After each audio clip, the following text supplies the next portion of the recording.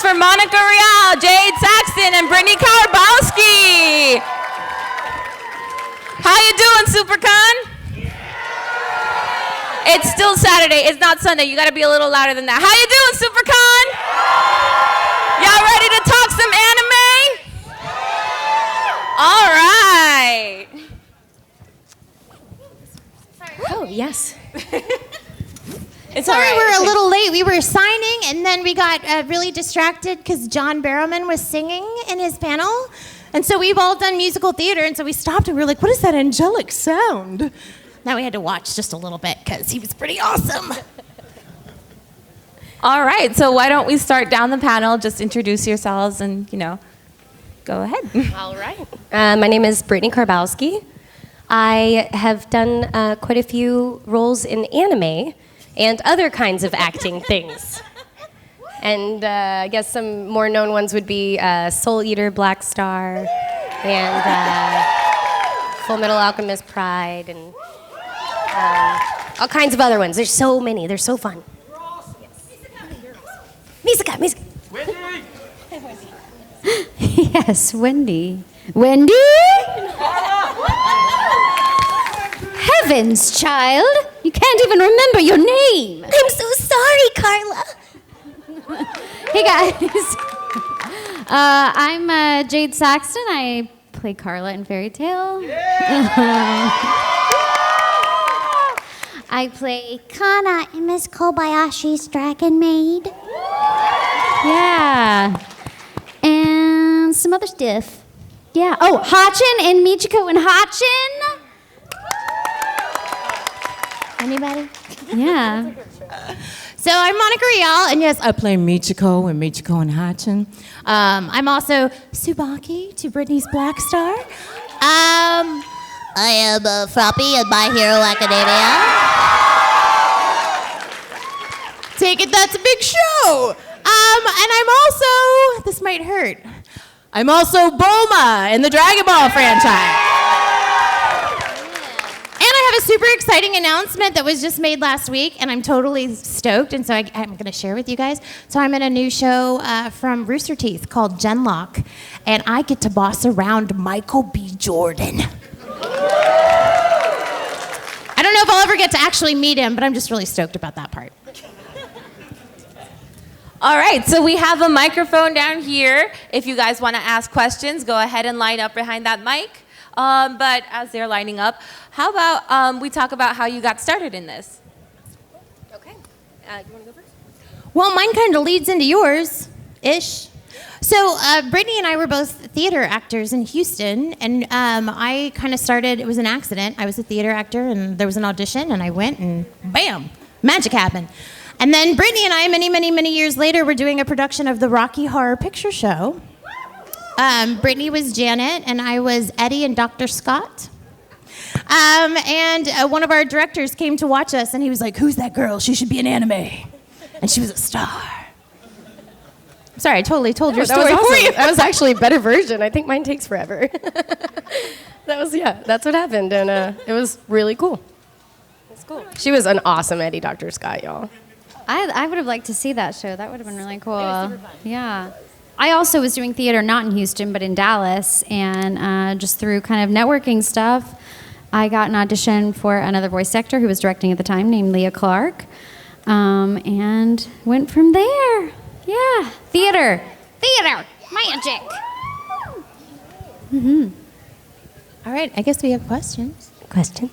Which character that you voice act did you have the most fun with? Also, can I have a hug, please? You're so cute. I don't know how I could get down there. I know. It seems... You might have to come up here, because these ladies have on heels. I'm afraid to get off of the chair too many times with the dress. In the meanwhile, do you guys have a favorite? Or the one that was the most fun? Or?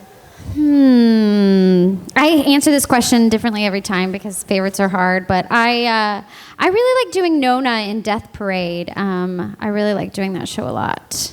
Hi. I know it's hard, right?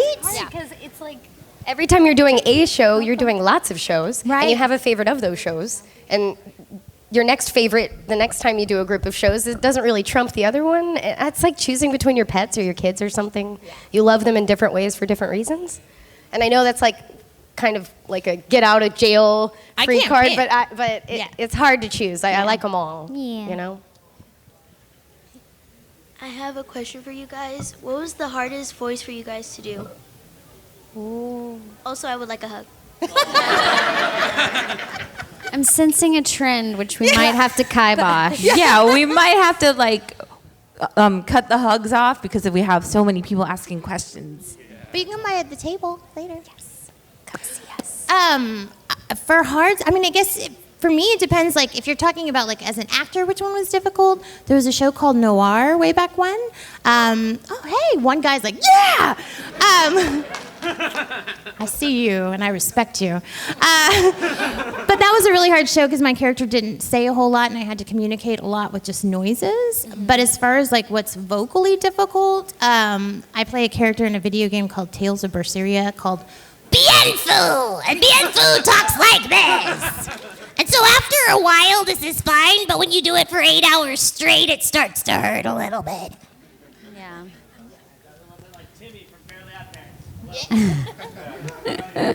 What's your hardest?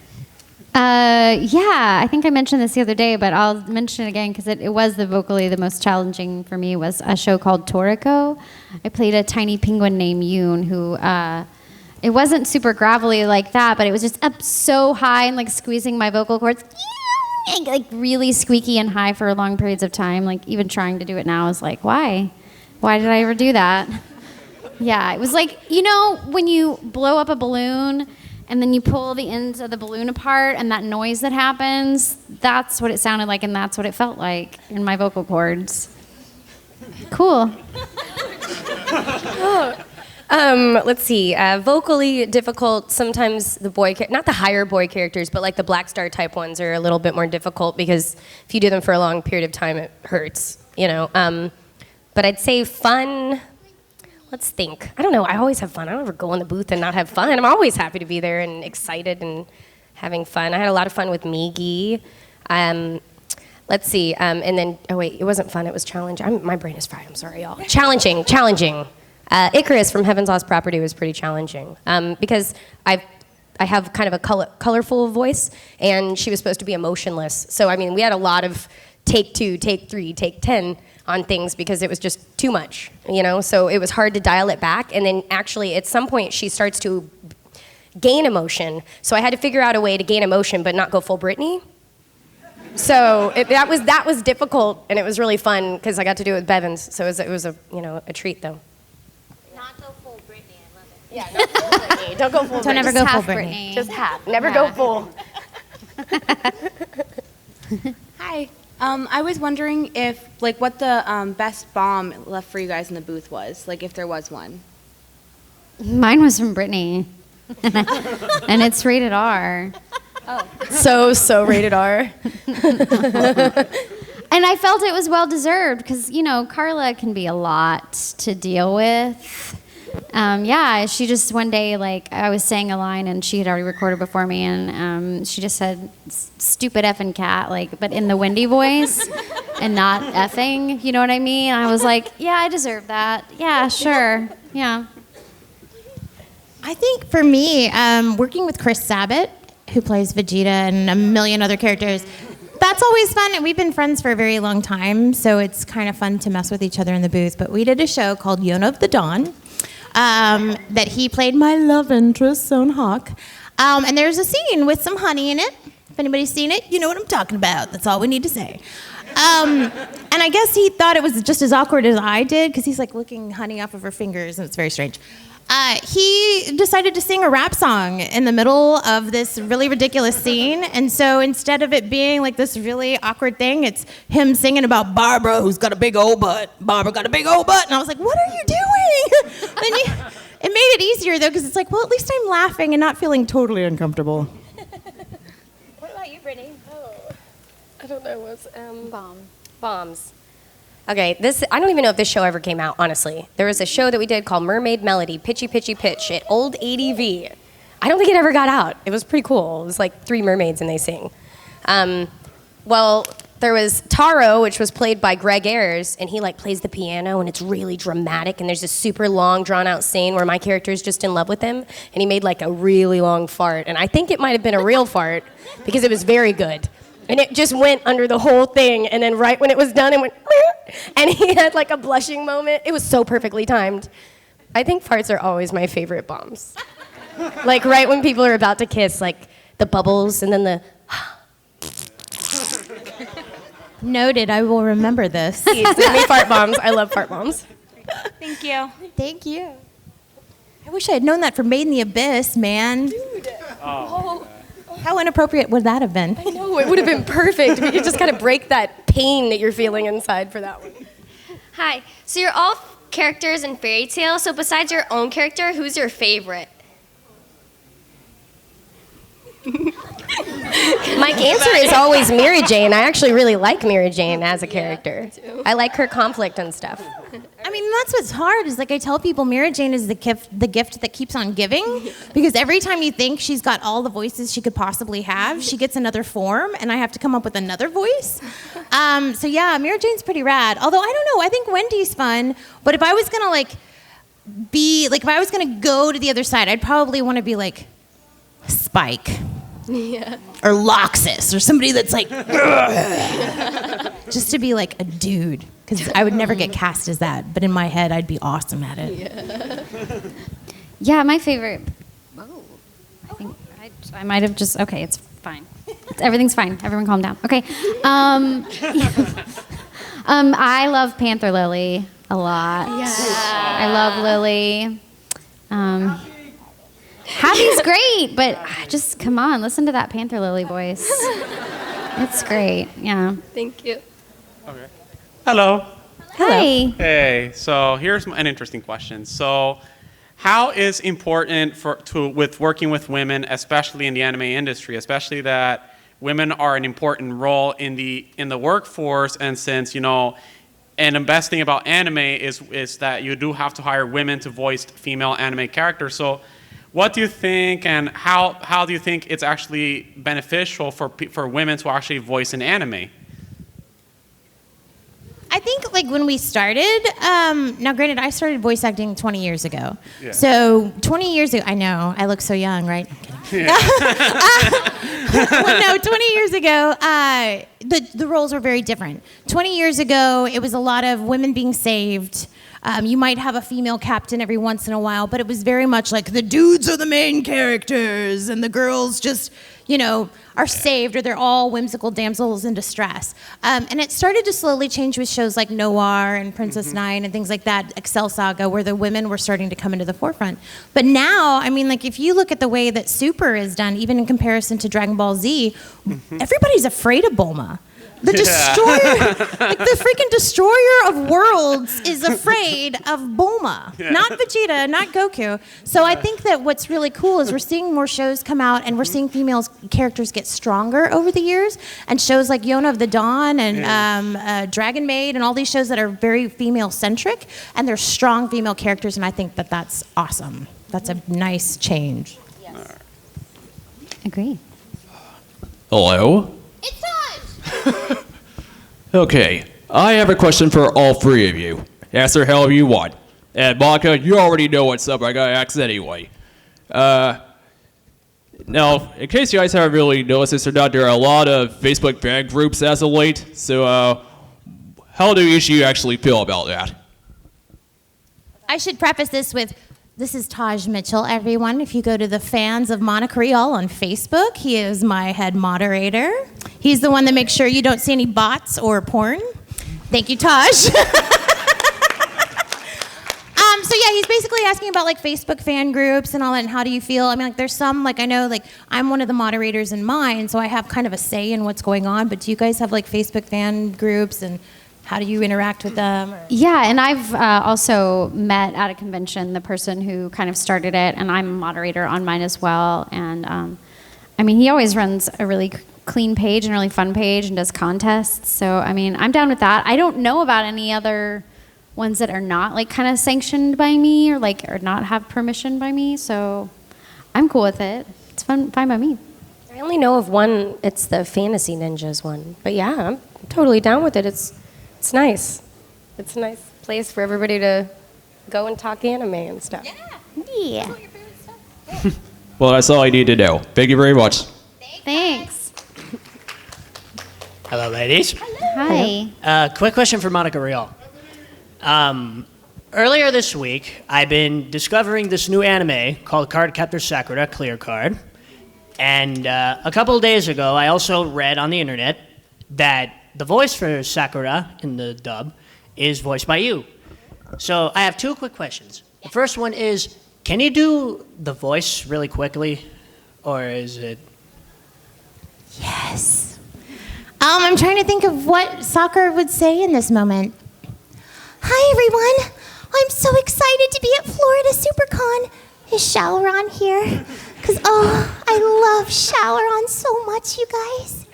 That's my Sakura. That is brilliant. Thank you. My hat goes off to you, Miss Rial. Brilliant. And the second question is, how did you get to become Sakura? Well, it all started about 10 years ago. There was a show called Tsubasa Reservoir Chronicles, which is also by Clamp. Yay! And so I played Sakura, and Jason Liebrecht played Shauron in that show. And we got so attached to those characters, and I absolutely fell in love with Sakura. He fell in love with Shauron. So then when we heard that Clear Card was coming and that Funimation had it, we both kind of figured out, okay, we're probably not going to be in it because it's a different universe. They're probably going to want to use different actors, and that's totally fine or whatever. And then when Caitlin Glass, the director, called us and said, look, I think it'd be really cool to kind of pay homage to Tsubasa, even though it's a different universe and everything, I'd like to use you and Jason just with the understanding that it's not the same Sakura and Shauron you saw in Tsubasa, but at least that way there's some tie-over for the fans, because a lot of people got really attached to Sakura and Shauron in Tsubasa, so it was kind of nice to be able to... I actually cried in the grocery store, y'all, when I got the call. I was like, Sakura! So yeah, great. Well, the voice is just brilliant, and I'm very excited to buy the Blu-ray when it comes out. Thank you, ladies. Thank you so much. Thanks. My question is for all three of you. Other than the animes that you've been in, what is your favorite anime?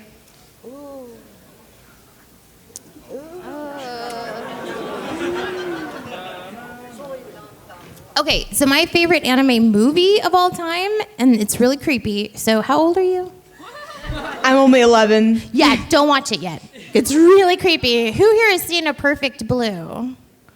Oh, right? It's creepy. It'll give you nightmares. But I will tell you that to me is one of the coolest anime that I've ever seen. And I know it's a movie, so it's kind of cheating, but I really like A Perfect Blue.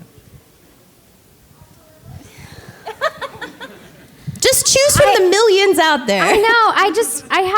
I gotta be honest with you, and y'all can probably vouch for me a little bit that like we do with this a lot, and I, as an ADR director, do it all day long now, and I don't get to watch a lot of stuff that like I'm not already involved in.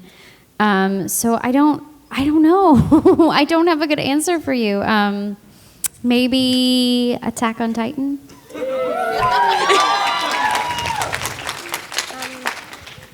Has anyone here seen Cat Soup? Cat Soup. That's it. That's it. It's like Fantasia meets like people trying to eat cats, but it doesn't happen. It's really crazy, and I love it. That's it. Cat Soup. I like the name. I need to go watch Cat Soup. Have you guys listened to any of the fairy tale songs? And which one's your favorite? No? I sang one.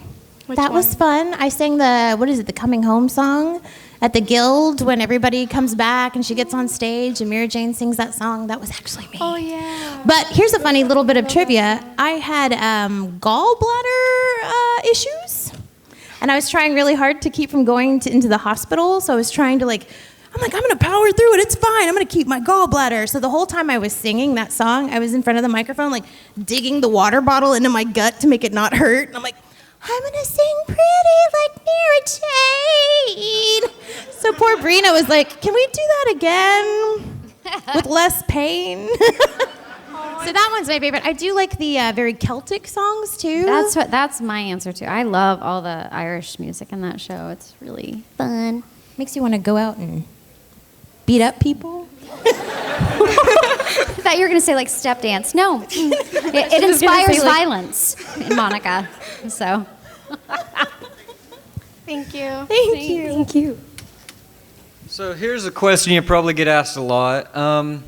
Whenever you voice act and then go back to watch, say, for Jad, DXD, or the two of you, certain magical index, do you ever feel an awkward or confused about it because of how your character's situations can unfold? And I mean, I think with Index, the only thing that I'm ever bitter about is that this girl over here gets to be all up in my show. But then in her show, I go get a soda, and that's all you see of Index for 12 episodes. Meanwhile, Mizuki's like, I'm all up in a certain magical index. I'm like, this is my show. Go back to your show.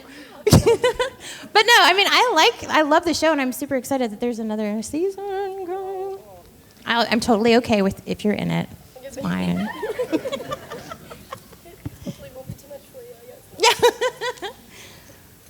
What else? What did you say? What was the show that you said? I'm also in Index too. So yeah. No, I don't. I mean, I when I go back and watch, if that's what you're asking, I always just enjoy the other actors' performances. That's always really fun for me. I've seen what I've done, so I'm like, if I had an uncomfortable moment, it happened when I was recording it. But it's mostly just fun, yeah. Yeah, it's fun to see because we record individually, so you only know what you've done and maybe the one person that's in there before you. So it is kind of fun to go back and hear what everybody else did around you. That's kind of neat. Yeah, there's a lot of when your friends are so talented, it's kind of cool when you get to listen to them. You're like, dang, go Monica, go Jade, that's awesome. So that is kind of cool. I feel like more I'm a cheerleader when I watch it, but it's also kind of hard to watch and get into because you know who they are. You know what I mean? You're like everybody. You're like, hi, Chris Sabat, hi, Monica. So it's almost like that person's personality somehow bleeds into the character for you. Yeah. Thank you. Thanks. Hello. So this is for you, Monica. My buddy actually started me on anime, and he said My Hero Academia is probably the best one to start out on. I was like, all right, I'll watch it. Never watched one in my life. You've never watched any anime, and that was your starter? Not until I watched My Hero. I kind of started it. That's awesome. Yeah, and welcome. Thank you. And I found out that you voiced Froppy, and one of my favorite characters. And they're actually Funko is releasing a pop of it. Obviously, that's going to answer my question. Are you going to pick one up for yourself, and how do you feel about seeing your character coming to tangible things that you can actually see and see the detail of? I'm so excited. I was telling somebody this earlier, and I feel like I totally lucked out, and I feel so bad for Brina because Colleen is one of my good friends, and when we were auditioning for My Hero Academia, she's like, man, I can't choose between you and Brina. You both did such a good job for Suyu and Mineta. I can't choose which one's going to be which. And I was like, when I finally got the call that I was Suyu, I'm like, sorry, Brina. You get to be the perv. Although I love Brina's Mineta. I think it's hilarious. I'm super stoked to have a Suyu pop. I will probably buy a ton of them and then put them all over my house. They're all mine. I just love the character, and I'm so happy that the character, that you guys love the character as much, because really, I would talk to Colleen, and I'm like, I don't really do that much. I kind of just, every once in a while, I say something really bad about Bakugo, I'll make fun of him. And then every once in a while, I'll say, and then that's pretty much it. So I was like, why does everybody love her so much? I mean, I think it's great. And then she got her own episode, which was not canon, but it's still super fun. She is best girl, thank you. But I love her very much, so I'm very happy that you guys love her too, because she's awesome. Thank you so much. I don't know how many questions I can ask, so I just narrowed it down to 3. Thank you. Because if I get going, I won't stop. Quick question though. You've voiced Mira Jane as well as you've voiced Bulma, and obviously you work with Chris Sabat multiple times. So what's it like transitioning from being married from Dragon Ball Z to being brother and sister in Fairy Tail? Is it just funny or awkward kind of in a way, or? It's pretty funny. I mean, Chris and I have been in these circles where, he'll be my butler, and then he'll be my husband, and then he'll be my son, and then he's my pig or dog in Kino's Journey. So it's like we've been so many relationships, you kind of like the shock is over at this point. There was one time where it really weirded me out with David Matrenga.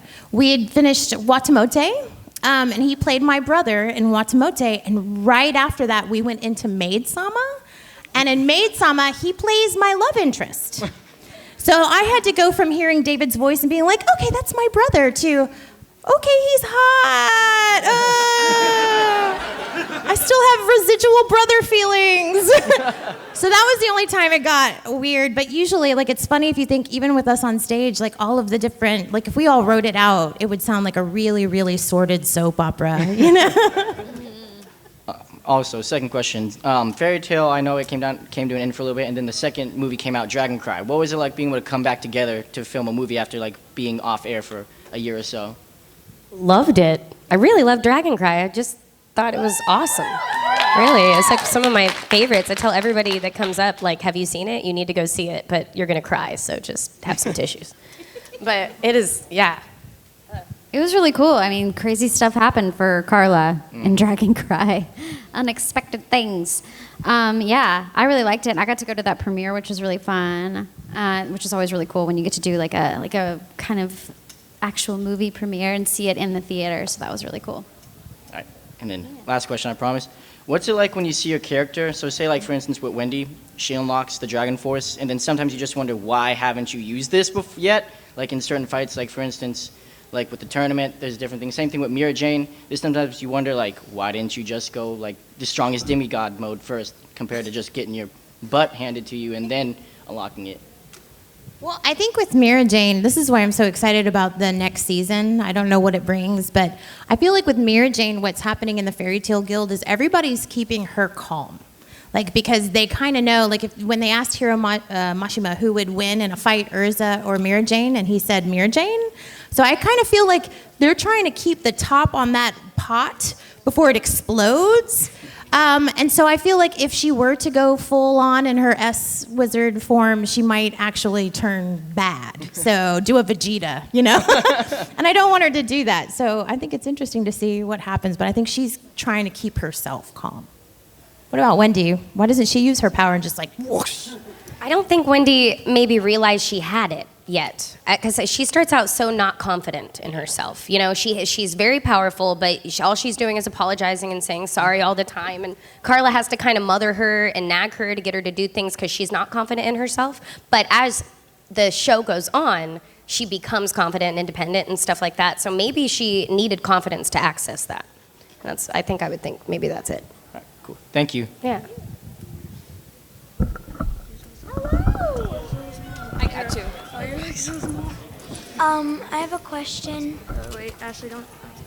You're good. We need to like put the thing down. We gotta put the microphone down. Oh, they're bringing out Ashley. They're bringing out a smaller microphone. I think they're bringing out a smaller microphone. If you want, you can take it off. Take it off the stand. Yeah, pick Oh, it. wait. Or yell. Oh, you can't. Oh, she's got it. Oh, there's already. There you go. Awesome. Hi. It's not. Yeah, it's working. It's working. Yeah. Oh yeah, there you go. I'm getting so nervous. Do you need a moment? If you need a moment, we'll save your place in line and you can totally think about it. I don't know. I'm so nervous. Oh, honey. Remember when you came up to ask? I don't even remember how to say it. You want to come up here, or would that make you more nervous? I have no idea. I just need to pee. I tell you what, when you think of what you wanted to ask, come back up.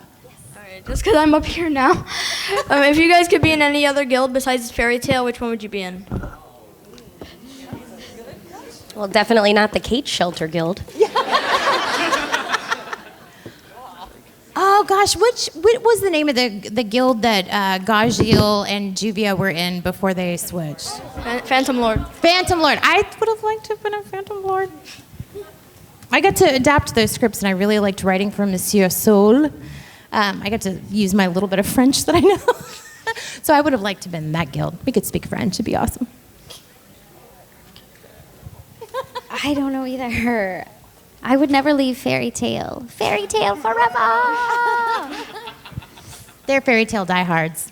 I feel like after like the Kate Shelter Guild thing, I don't think I'd trust anybody else because they rough. might not be real. Okay, thank you. Yeah, well, they've been going, spoilers have been going on for fairy tale pretty hard. Hi, Monica. It's nice to see you again. And who's your favorite person to work with besides, obviously, the people who are here? Obviously. These guys obviously are awesome. And like I've told people before, it has a lot to do with the people that you know. For instance, I've known Brittney since she's like 14 years old, something ridiculous like that. Chris, I've known for 20 years. You know, Chris Patton, Greg Ayers, Jade, we've known forever. Lucy Christian. The people that I have relationships outside of the anime world that I consider friends, I think those are the easiest and the most fun to play with. Because when you're in there and we're recording individually, sometimes I'm the first one in and they won't be there. But I've worked with these ladies so long, I can almost hear Jade or Brittney in my head. This sounds really crazy, just go with me. I can hear how they're gonna read their line or how I think they're gonna read their line, so then I know how to deliver my line, so it makes everybody's jobs more easy because we all are familiar with our styles and how we deliver lines usually as a character. So anybody that's like a really good friend of mine, which is a lot of people, but those are my favorites. I always have a lot of fun whenever they put me in shows with Austin Tyndall. I'm playing opposite of him. Like, for some reason, they always let me, like, kick him around and insult him. And I enjoy that a lot. That's really fun for me. Yeah. Let me think, because I love working with you. Who's really funky to listen to and fun? I remember when I first heard, when I went in to record with Michiko and Hatchin, I did not know that was Monica. And I've known her more than half of my life. So that was so impressive and amazing to me. And I just was like, dang, girl, get it. I was so excited. I was like stomping everywhere. They're like, stop making noise. I don't know. It was amazing to me. And I was really impressed. Lately, I like hearing Blake Shepard. He is cracking me up. Like, just his pitches and stuff with Monster Hunter, he was hilarious. I don't know if anyone saw Monster Hunter stories, but Blake Shepard's character rides a fat pig, and he's really fat, and his character is, and it's just watch it. It's so good. There you go. Thank you. Yeah. Hi. I think I got two questions, but what was it like working on Pop Team Epic? The best. Yeah.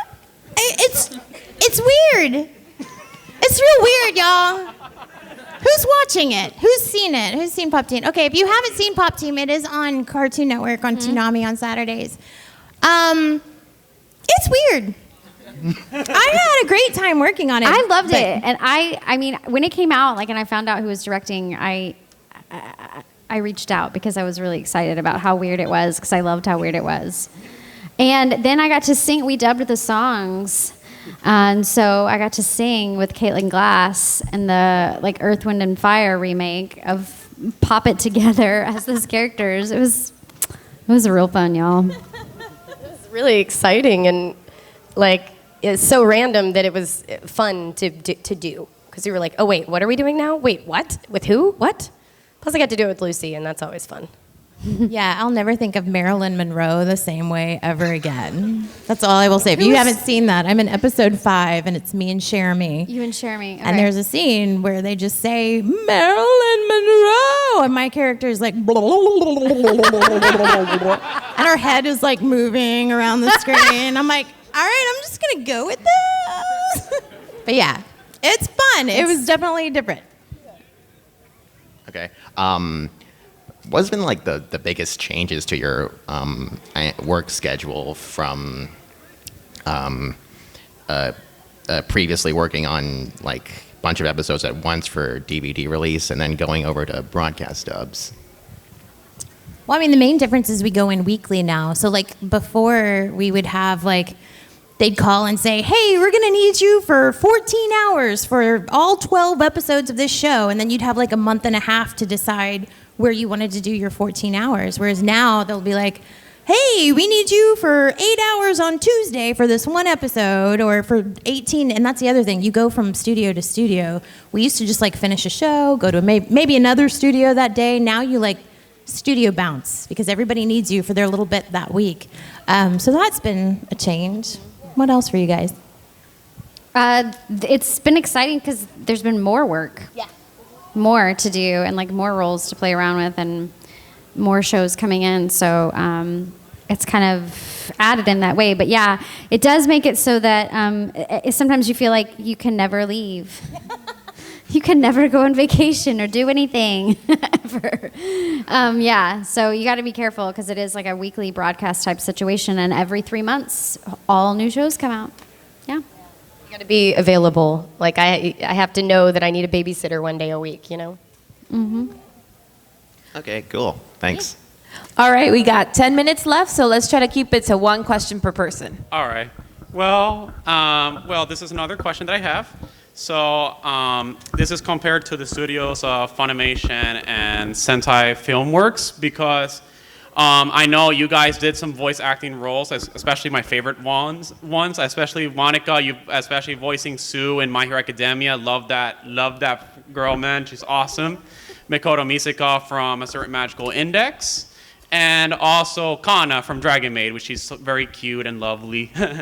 So anyway, so I know you guys both work for Funimation and Sentai Filmworks, and it's interesting, you know, how both of these companies, they've emerged. Like Funimation is right now one of the largest anime studios, and they're now owned by Sony, while Sentai Filmworks is a privately held company that also distributes anime shows like Funimation. And I know you did some work for Sentai as well, like Infinite Stratos with Monica Rial, Food Wars with Jad Saxton, and also Flip Floppers with Brittney Karbowski. So all three of those. Yeah, I know. Like, so why you think, like, how you guys, you know, how you guys do, what do you enjoy the most of your roles that both working for Funimation and Sentai, and how you think that Funimation and Sentai, you know, helped thrive the anime industry? I think that both places are a lot of fun. For those of you that don't know the big secret, Sentai is basically ADV. Yeah. Just all the same people. They just went, we're going to change our names and nobody's going to know.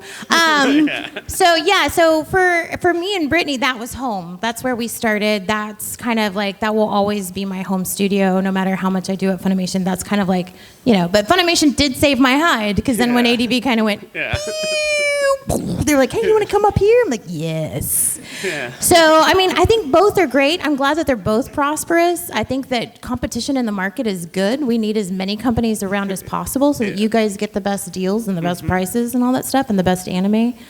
But yeah, I like both. Why not both, as the meme goes?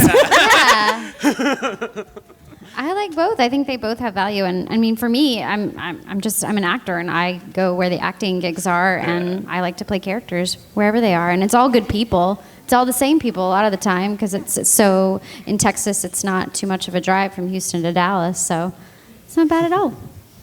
It's a lot of the same people. It's definitely home. It's Sentai, but I've never, you know, I love going to Funimation and working. I don't ever not like working. So it's like I'm always very happy to be there. Maybe too happy, but maybe awkward happy. But I don't know. I guess they both do a really awesome job. Yeah. They both really care about the shows, and they're trying to put out the best product possible for you guys, you know? But yeah, I just like acting, so I like going in and working either place, anywhere. Anywhere. All right. Well, thank you so much. Thanks. Do you want to try and do like a lightning round where we go through them as quickly as possible? So maybe we can try to get... Lightning round, go. Woo! Hi. Hi. I know that we were only limited to one question at a time, but I've got something for each of the three of you. For starting off with Miss Rial, I am aware that you were play the titular role of Misaki Aizawa in Maid-sama. Yes. So I was wondering if I could do a impersonation of the scene where Usui found out that Misaki was a maid. Can you do it like really, really quick so we can get the other folks too? I can try. Well, this is a surprise. Miss President. Oh, sweet, talk of me. Very nice. It's good that you didn't hurt your throat. Very nice job. And as for you, Miss Karbowski and Miss Saxton, I am aware that your roles as Wendy and Carla are very well known. And so, as Miss Rial mentioned earlier, she was in Tales of Berseria, and whenever I think about it, I imagine you two being two new party members. Miss Karbowski playing the role of a young girl named Wendy, who would be a tomboy martial artist, and Miss Saxton playing the role of Claudine, an elderly 59-year-old aristocratic woman who wields fans in combat. I know it sounds weird, but No, that's awesome. It's awesome. I hope that will be the day where you two will actually work on that. Here's hoping. I'd That'd love be to cool. have them join me. Yeah, that lady sounds rad. Thank you so much. How much time do we have? Do we have like 5 minutes? Or? We have 5 minutes. Yeah. All right, so we're going to go fast. So you guys ask your questions fast. That way we can get to all of you. Hey, I don't know if you three understand Bleach. I've never watched Bleach. I've never seen it. I know Clorox. I know Johnny Young Bosch is in it. That's all I got. Okay, I have a question for Bulma. Yes. What do you think of Dragon Ball Z Ambridge? Oh, I haven't seen it. I know all those guys, and they're very nice, but I haven't seen any Dragon Ball Z abridged. I'm sorry. Well, in Dragon Ball Z Ambridge, Bulma always gets mad at Krillin. I get mad at everybody. That's how it goes. But thank you, sweetie. Let's move on so we can get everybody. Hi, Monica. Yes. Thank you again for the tip on Cynthia earlier at the panel. I was so happy to hear Oh, that. yeah, you guys, just for FYI, Cynthia Kranz, who plays Chi-Chi in Dragon Ball and a whole bunch of other things, she's here. She's in the dealer's room in, like, booth 1800. 1800, like So towards the opposite Go end of... find her. But Yeah. sorry, go ahead. This question is meant for everybody, but if this is an interesting question. It's the zombie apocalypse, and not including High School of the Dead or Corpse Princess. Which character, through all the characters you provide the voice for, if you had to rely on their skills to survive, what character comes to mind? Probably. Probably. She could kill some zombies. Carla, she can fly. Like, so that's awesome. And I would just be Wendy and hold on to her. Dang it. Awesome. Thank you very much. Thank you. All right. Who's next? Hi, guys. Hey. All right, make this really quick. I just had a brain fart, but I don't know what I'm going to say. If Yamada and Mia No would meet Yukari Sendo, how would they act as classmates? Oh, gosh. I'd probably just say, I want you to be my girlfriend! Because she wants everybody to be her girlfriend. And she'd be like, are you a cherry boy? I'm down. And I would just bake them treats. I like that a lot. Thank you. Thank you. Hi. Hey. I just wanted to know, since you guys were all inside Fairy Tale, were like any of the characters that you had, did you ever have a moment where you, Jesus Christ, I can't think, where you had a moment where you're surprised about what your character was doing or like what happened? Oh, yeah. I don't know how to say it without spoiling the movie for everyone. So I don't know if I should, but there was a moment in Dragon Cry where I was like, really? This happens? Wow. I had no idea that was going to happen. I never thought we would see that. It has to do with Carla. Yeah, that was surprising, and I think a lot of fans kind of had spoiled it to me to begin with, but it was sort of, it was a shocking moment. And I also think, when we finally see Carla getting emotional with Happy and stuff like that, that was really surprising. Yeah. Oh, for me, I would say probably Meroxus. Like, everybody ships Mira Jane and Loxus, and they never talked to each other, and then all of a sudden in the Grand Magic game, she's there by his bedside holding his hand. You guys, I'm really sorry, but I think we're out of time. Yeah, Is that we're what's out of happening? time. Where can we find you all on social media? Oh, Before Twitter. On Instagram and Twitter, I am at Rialisms, RIALISMS. I'm on Twitter at Jade B. Saxton and on Instagram at Jaderade. I am B. Karbowski on Twitter, and you can follow me on Instagram, but you're just going to see a bunch of pictures of my baby, and that's B-Nubs Carbo. And if you guys, if you have a question, honey, since you didn't get to ask yours, come meet us back here. Is that okay? Yeah. All right, thanks, you guys. Thanks so much. Thank you all for coming. Let's give our guests another round of applause.